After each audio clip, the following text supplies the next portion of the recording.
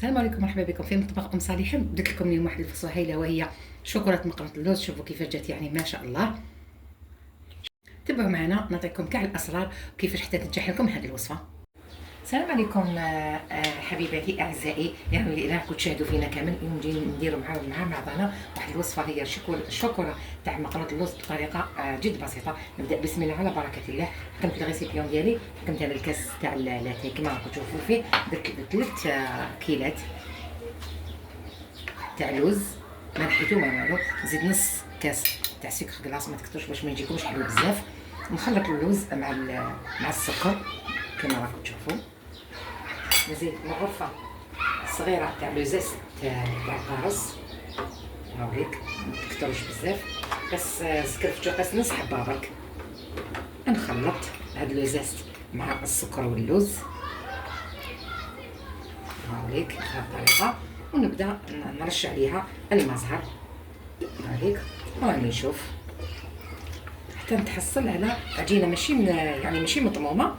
تشوف تكون شويه مزربعه. دوك نشوفوا القوام تاعها كيفاش راهو.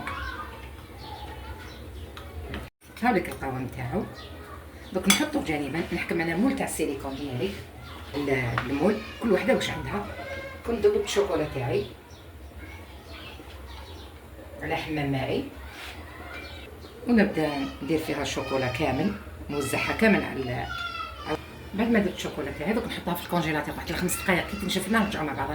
بعد ما شفت لنا الشوكولا تاعنا نبداو نحكمو هذاك الخليط تاعنا تاع اللوز ونفرغوه كامل فوقو.